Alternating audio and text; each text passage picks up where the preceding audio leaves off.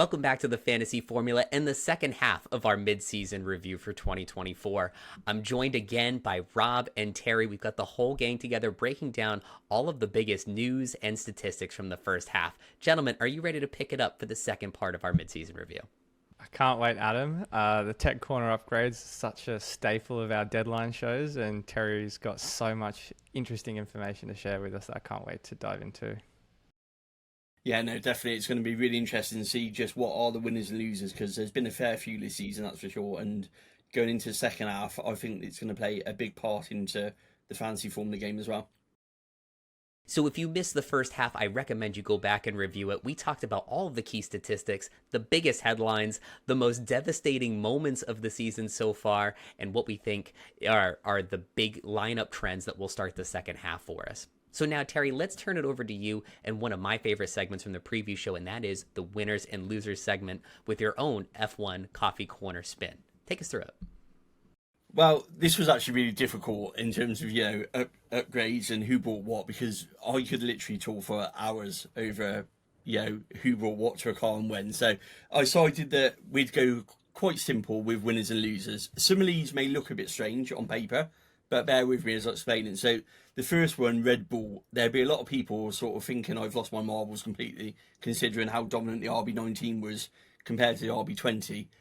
But you've got to marvel at the fact this car is still a championship winning car and it's still leading the grid. It may not be the fastest in terms of raw pace, but certainly in the hands of Max, it is still a dominant car which can produce good results. And actually for me, the technical side of it, we know that Red Bull are struggling this season with their updates. We know that there's some things going on with changing to cooling, taking the shoulders off, which they tried in sort of Hungary. There's clearly a development path that I don't think they're happy with. It's not good in high-speed corners, which may be sort of pertinent as we come into the second half of the season with some of these tracks. And there's even talk of, sort of rolling back the updates for Checo in terms of the RB20 and what car he's getting. So I think the second half is going to be really interesting for Red Bull. I genuinely think they're missing Adrian's input in terms of the design. We know that he stepped off a lot of this, obviously, before his announcement in Miami that he was leaving. So we know this is...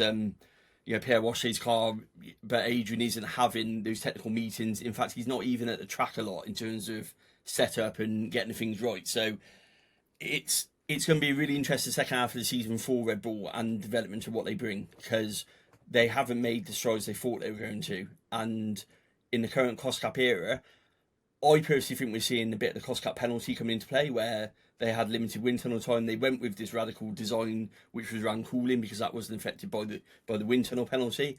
And I think that's allowed the other teams to sort of steal on them. But as I said, they are still, for me, a winning car just based on where they are.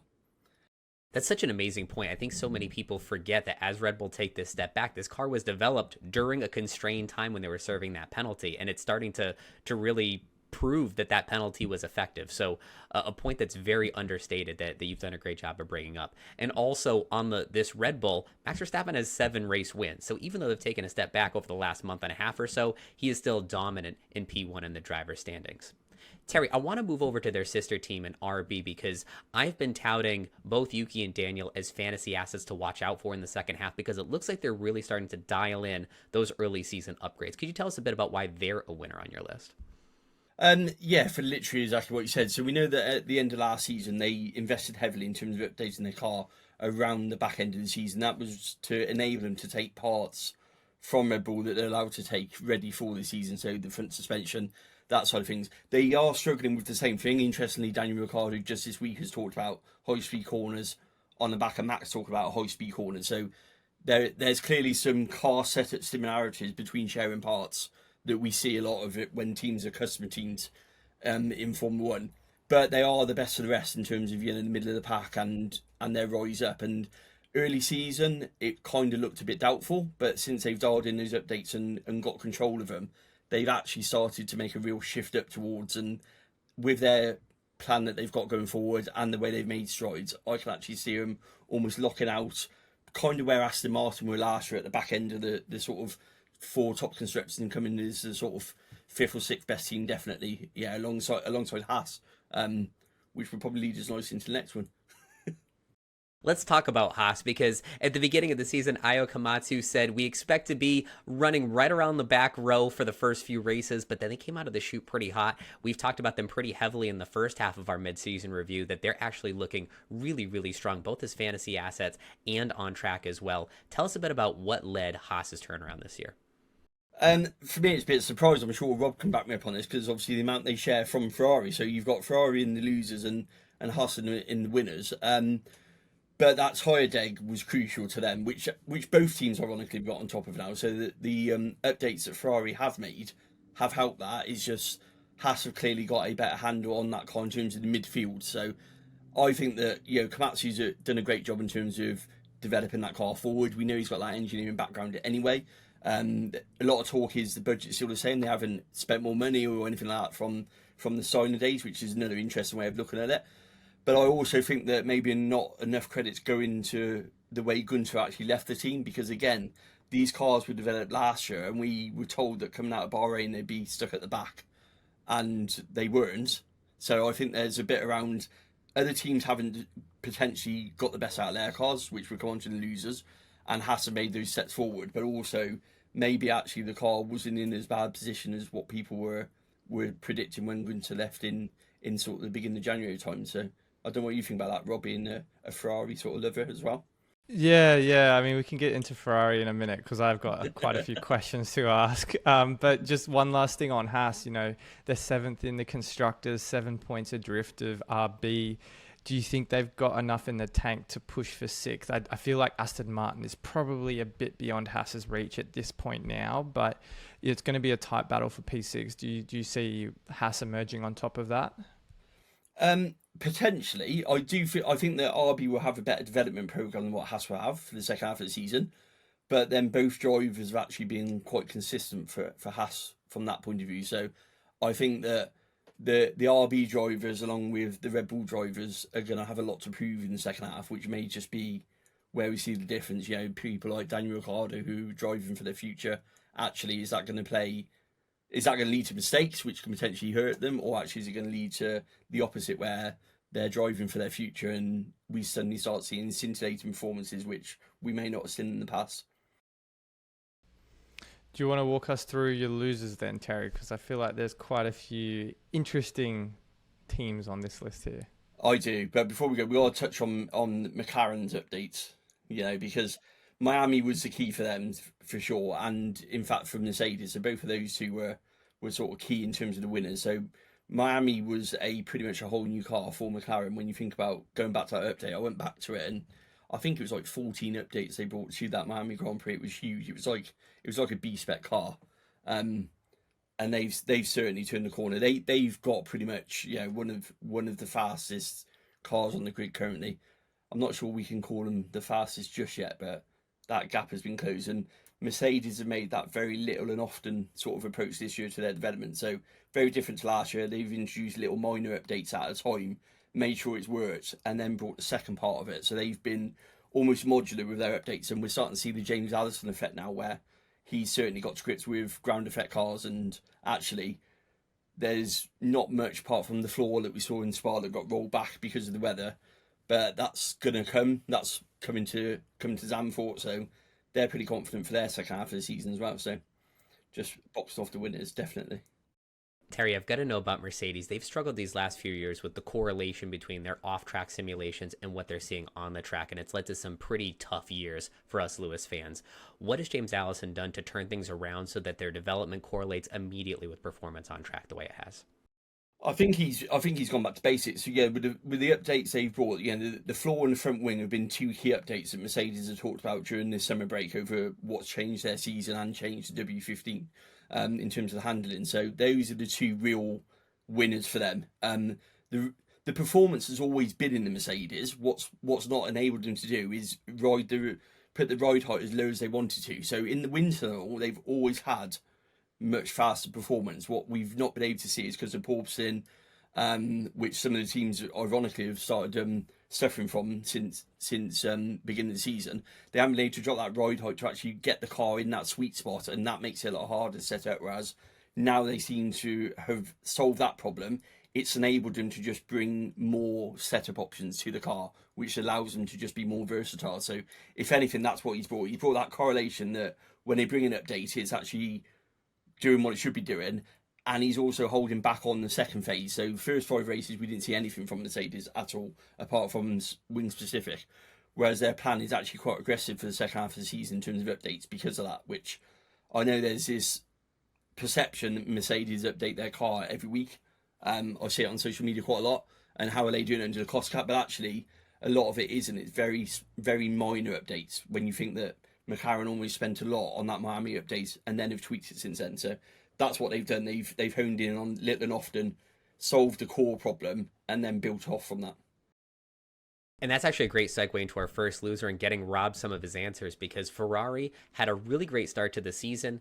Then they brought in a wave of upgrades that ended up being a significant step backwards. And they reached a point where Carlos and Charles were running different specs of the car just to figure out how to get it right.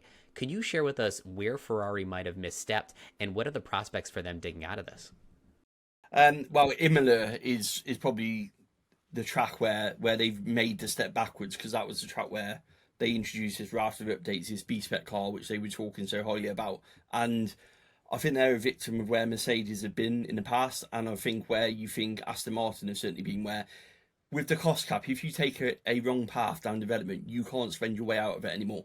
And if you've brought so much to your car, you've got to, one, understand which part of the update is causing that problem, because it's not always all of the update at all. You could have 75% of it is working exactly as it should be, but only 1 or 2 parts aren't. So you've got to strip everything back and say which part is causing this. And in this cost cap era, it's a lot harder to do that. And you've also got to back develop out of that, which again, when you've designed your updates, Ferrari don't like small updates. They never have done. Ferrari like to bring a package update. It's always been their thing.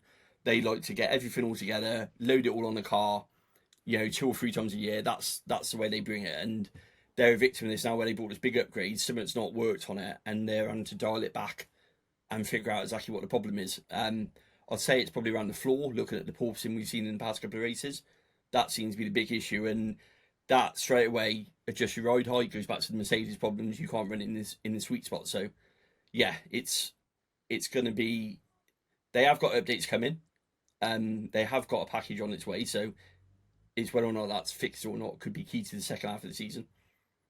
Do you think we see them roll it out at a home race like Monza, a couple races after the break? Because, and Terry, you mentioned, the up until Imola was a pretty pivotal juncture for Ferrari. I mean, I'm looking at the placings of Charles and Carlos, and, it was pretty well documented. Charles had 8 top 4 finishes in a row to start off the season, and, since the upgrades, they've gone back. Do you think they would have just been better off leaving the car as is and kind of carrying through the existing kind of body specs to the end of the year?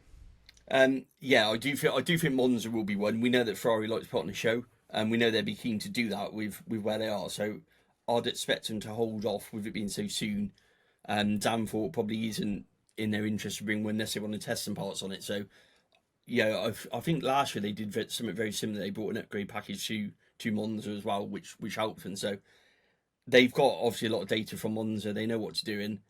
I think that we're seeing a lot of teams sort of do this with these cars now. A lot of development this year seems to be being split between teams a lot more and drivers a lot more, which is something we didn't have last year. So we're seeing a lot of teams deciding to roll one car back on updates, run different spec. We didn't see a lot of that last year, or we didn't hear about it as much. But this year we're having a lot of that. You talked about, Carlos wanting it to go back to, I think it was like the Barcelona where there was another floor update, wasn't there? He wanted to go back to the original floor. That side of things, we talked about Checo in the winners part. So I think that they've got enough. I think it will come at Monza. And if anything, it might even be as simple as they've taken it all off and started again with it. And that's why there's been a big wait for it. It might even be that they've actually gone back to that pre-Imola spec and developed from that. Everyone's assumed they've developed their current car. They might have actually, just like you say, Rob, they might have just taken off and gone, actually, what did we have pre-Imola, and developed that part of the car, rather than actually developing what we've had for the last 4 or 5 races, making it worse. The answer to this question is going to be the key to whether Ferrari re-emerge as a fantasy asset we want to run in the second half of the season. So we'll be keeping a close eye on it.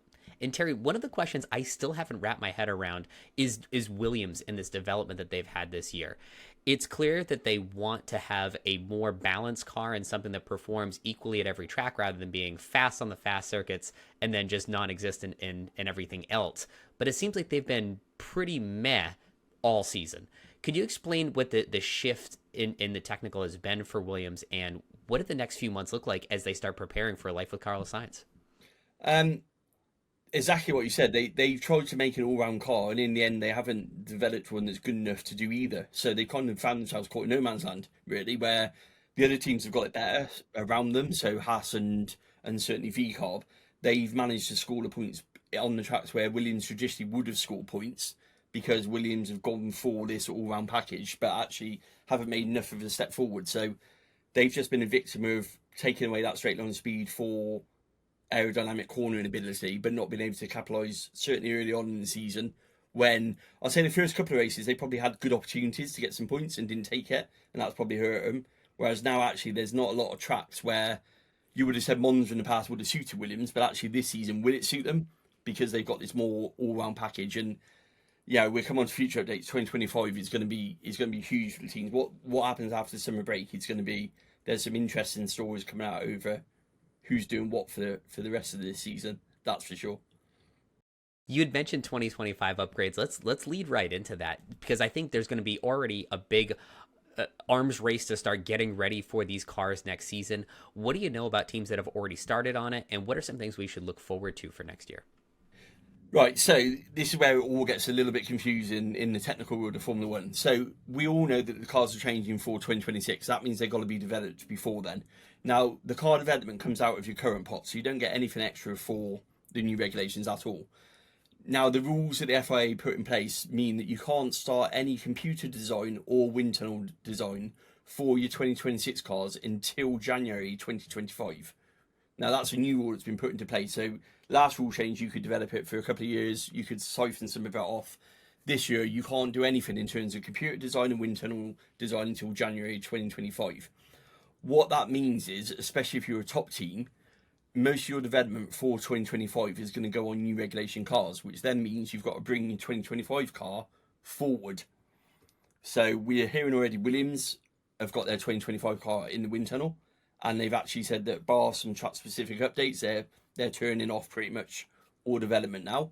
And that's where a lot of teams will have either front loaded developments that we haven't seen updates yet, or actually are just going to concentrate on what they've got, unless you're in a championship position, which you're then going to have to run the risk of which one do you go for ultimately.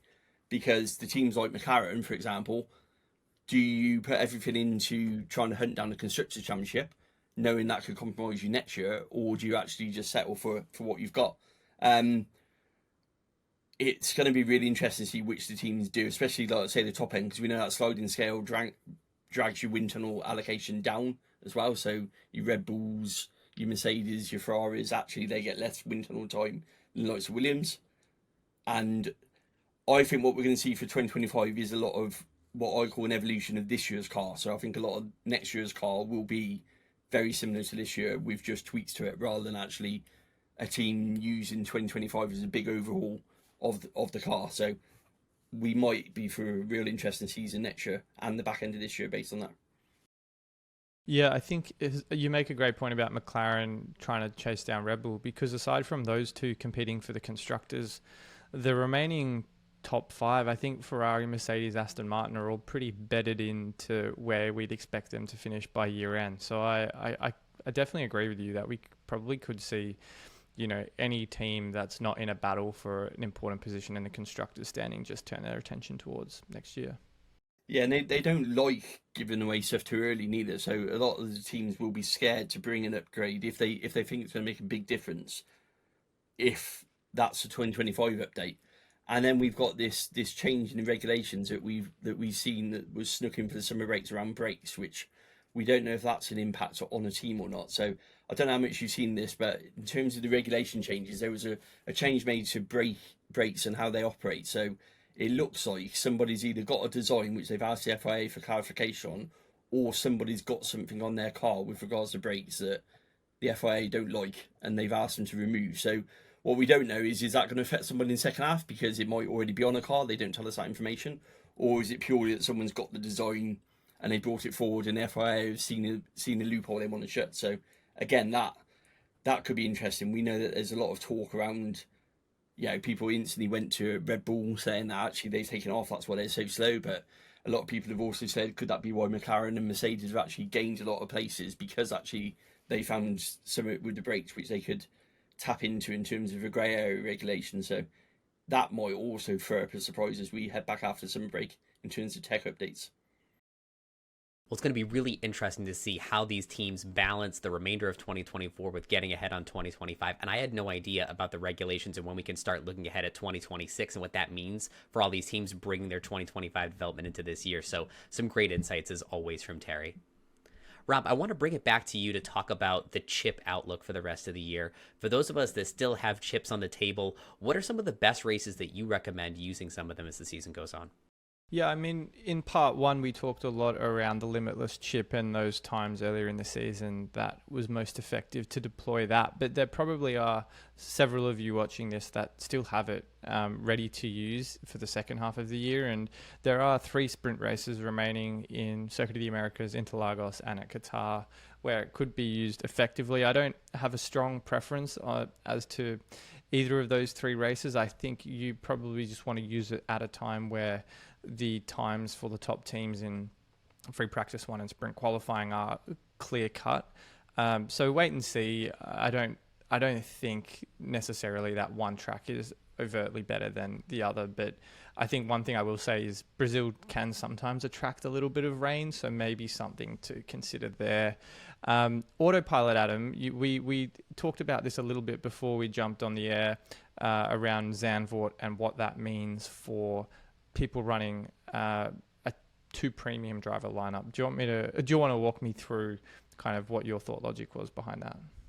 I think now that we're at this point where you can afford multiple McLaren and Mercedes drivers, and they've been trading blows in the top 3 these last few races, the autopilot makes a ton of sense to use really at any point in the second half where you're running 2 of them, especially at this time where there's no clear top driver. So I'm comfortable using the autopilot really at any of these races, especially if you have one of them taking an engine penalty, or where the free practice simulations have everybody sort of muddled at the top. I think autopilot is best used when you have 2 premium assets like we're starting to see with those drivers.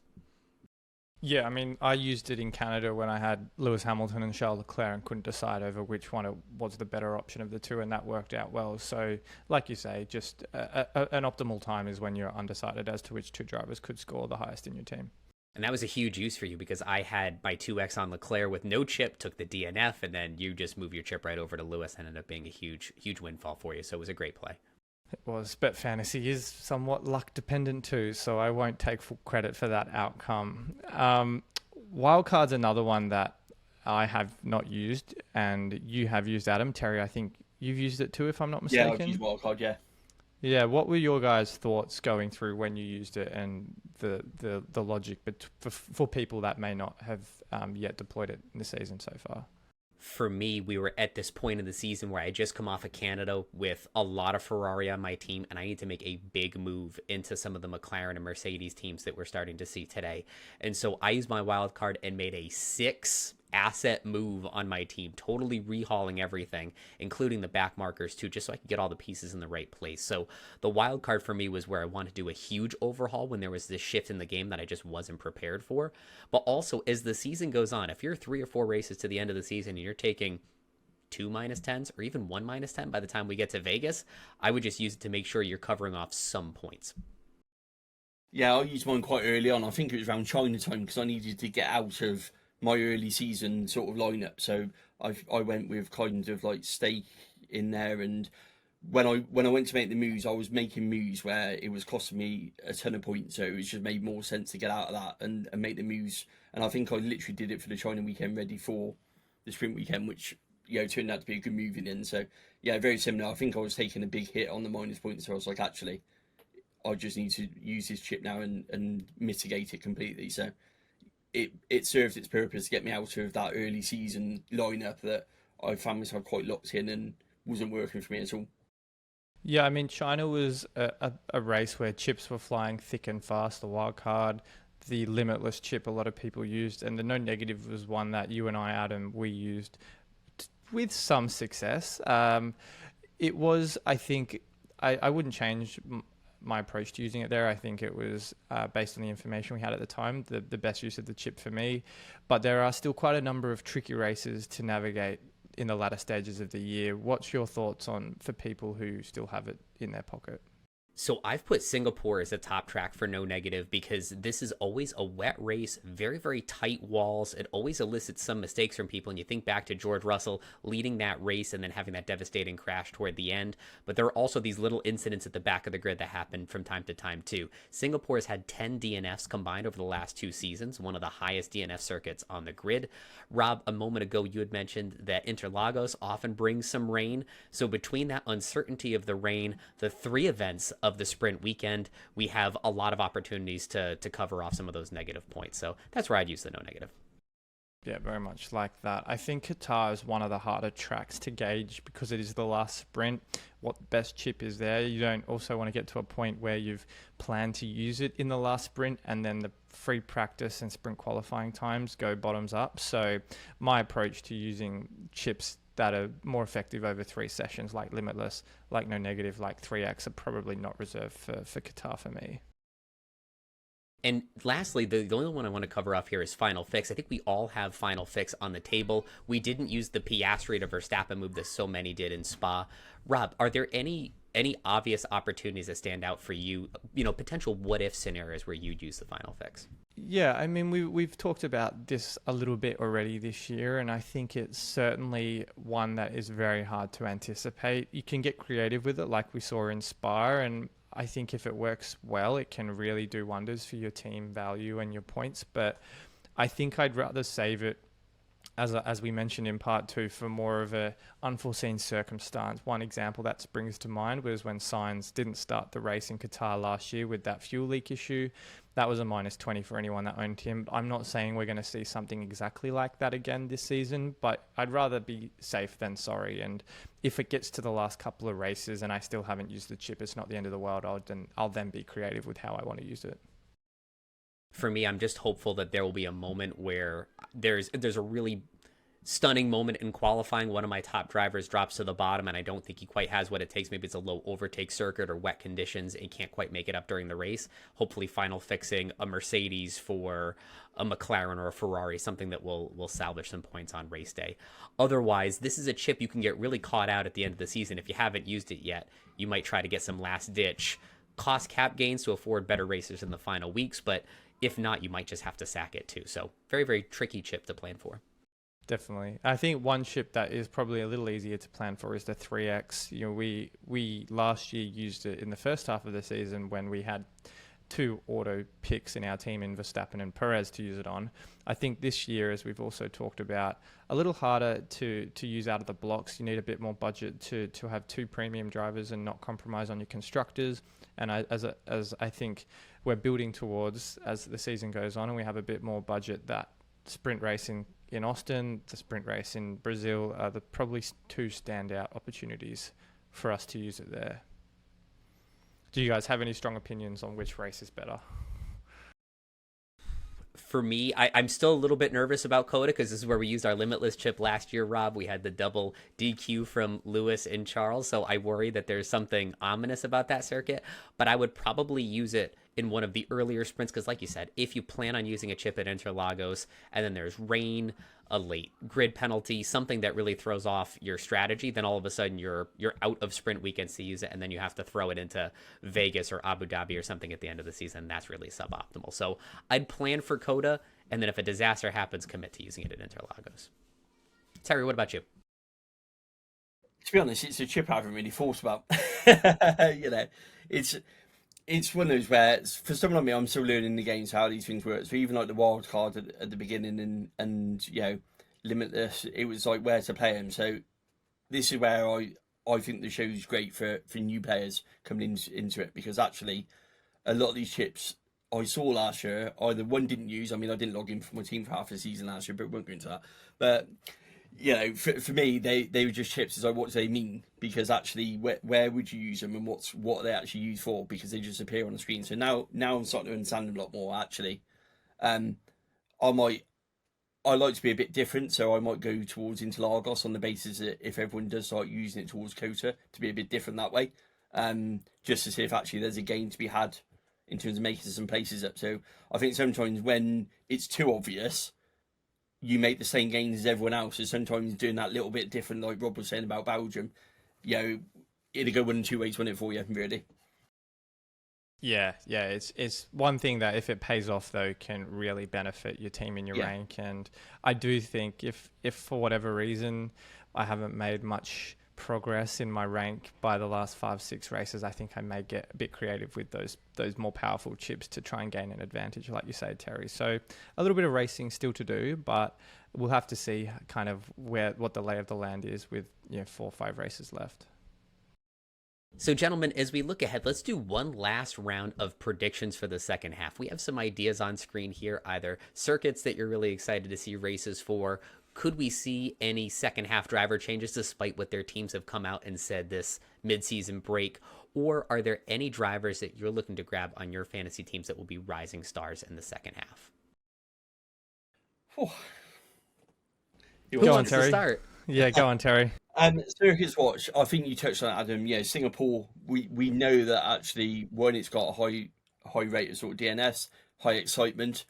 If you look back at the troubles that Red Bull had last year at that track, I would say that the RB20 probably suffers more than what the RB19 did. So I think that's going to throw some big surprises up in terms of actually what that looks like. So that's a circuit I'm definitely looking forward to seeing how it plays out.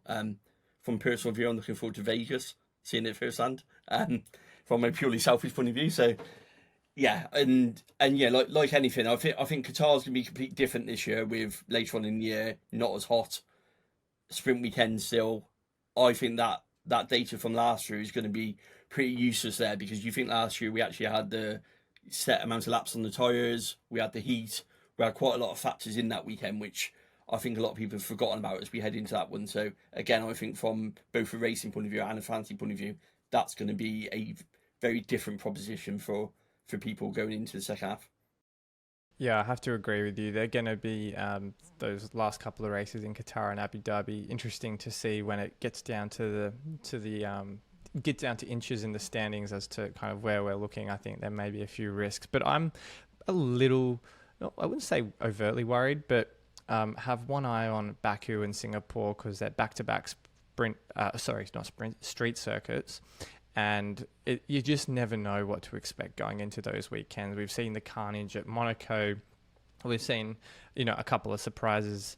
Where else? It's at Australia. I guess that's a hybrid street circuit of sorts. So I definitely think we could see a few interesting things that crop up in that back-to-back in Baku and Singapore.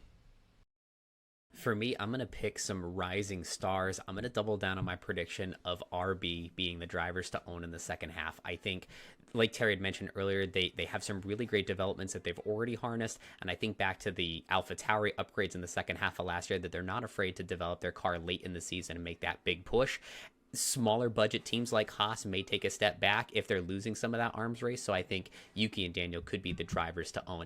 And I'll officially tell you here, I am off my hot take from the beginning of the year that this is the season for Alpine. I'm out on both Ocon and Gasly. Love it. And also, I want to hear what all of you have to think. What are your predictions for the second half of the year? Let us know in our fan app base. Head over to the Fantasy Formula and let us know what you think is going to happen in the last 10 races of the year. Should we touch on driver changes? I feel that we shouldn't skip that one, because that could be crucial, couldn't it? So this is your wheelhouse, Terry. Tell us, are we going to see any driver changes? Yeah, blimey. So we know we've had the announcement from Red Bull officially that they're going to continue with their current driver lineup for the rest of the season. Some very telling things that were missing in Christian's statement that he made to the staff. One, he refused to stay beyond 2024, I must say. That was a very telling admission from him. And the other one he talked about was next few races, was again a very telling statement where he said about Sergio's performance over the next few races. There's a lot of talk that he's safe for now, but he still needs some big performances after the break in terms of as we go into street tracks, which we know traditionally Checo's been quite good at, quite strong at. I personally think that if we get to the next 3 or 4 races with no changes, I very much doubt they'll make a change for a few races towards the end of the season. Yeah, I'll put a shameless plug to the articles that I wrote about, Red Bull changes and drivers and lots of other factors that have gone into actually driver changes. Williams is a very hot potato at the moment. James Vowles has been very open about his flirting with Carlos Sainz and how he looks like he's took him on so many dates over the year. But again, refused to point blank confirm that Logan Sargent would stay for the rest of the season. There is still a question mark being talked about in terms of giving Kimi some experience before he goes into Mercedes, as we're all expecting for 2025. We're expecting that announcement to come pretty soon. We've been talking about it all year. For me, it's a case of when, not if, we get Kimi going to Mercedes. It's only been today because Toto's been trying to get Max in terms of driver changes. I can't see that happening for next year. So I firmly believe that that's still a possibility that might happen as a favour to Mercedes, that actually they might make that move. Now, that makes a lot of sense that Toto would put Kimi Antonelli directly into a Mercedes after a little bit of seasoning in a Williams. That definitely makes plenty of racing and business sense. Plus, Logan Sargent hasn't exactly been driving the tires off of his car either, so it's an easy swap to make. Especially if you're not developing that car. So actually, you don't need that driver feedback, because we talked about Williams already switching to next year. So it's kind of like a good situation for them to do it because they're not relying on driver feedback to develop the car, which you normally expect. It feels a bit harsh on Logan, and I think that the bad publicity that might come into it might play a part in them not doing that. But I think we're going to find out soon enough whether or not. James Vowles has been very... Bear in mind, James Vowles was the one who signed Kimi for Mercedes under the junior program when he was there, so he knows him very well, and he's been very complimentary about him in a lot of podcasts and stuff, which led to that initial, was he going to do a George Russell and go on loan there? So it is still an outside possibility. And especially as we know that Kimi is literally about to turn 18 in the next couple of weeks anyway, which will solve any super license issues. We know they had that dispensation, but actually, I think it's from after Zandvoort, you don't actually need a dispensation for it because he's already got enough points and he can have it legally by being 18. So again, it would solve a political problem for the FIA to wait until after Zandvoort as well, without them having to make a decision on a dispensation and all of the public backlash that may go with that. So it could also be something along with that. And Kimi, Monza, in a Williams, with an announcement driving from Mercedes next year. It's got good PR written all over it. Ooh, I'd like that. and Terry gave us this little tip earlier in the season. If you start seeing little breadcrumbs of a driver pop up on a team's social medias, that could mean that there's an announcement with their name in it in the near future. Absolutely. You've only got to look at Mercedes at the moment. It's very much all about, Kimi interviews, all those bits. So it's always the way it leads in, definitely. So, gentlemen, let's end this second half of our mid-season review with a few quick announcements. First is that we'll have our full slate of programming starting back off with the Dutch Grand Prix in just 2 weeks. We'll have our race preview at the first half of the week and our live show 1 hour before lineups lock for the Grand Prix on Saturday. Rob, do you want to give the other big announcement on the state of the game? Yes, it's very exciting news, although maybe not a surprise to some, but F1 have confirmed to us directly that the second half leagues for 2024 are incoming. That means a fresh start for all of your teams, a fresh start for your ranks, and a new prize pool as well for anyone that enters the second half leagues from Zandvoort through to Abu Dhabi. So very exciting time, and I think for a lot of you that want to have a bounce back second half of the year, it's an optimal time to get those teams into these second half leagues. Gentlemen, any final thoughts as we go back into the summer break? No, I just think we're in for an exciting second half. We've talked about actually 2 championships up for grabs. Even though Max is looking pretty much a certainty, I'd say, for the drivers, that constructors is looking wide open if McLaren can get an early march on the Red Bull deficit on that one for sure. So that's going to be really interesting to play out. And I also think there's a lot of team dynamics that are going to come under stress in the second half, with drivers who are moving to other teams, drivers being isolated because they're moving on to other teams, developments maybe being one-sided, certain drivers being prioritised because they're staying. All of these things make for actually a really interesting second half of the season for certainly some of these teams.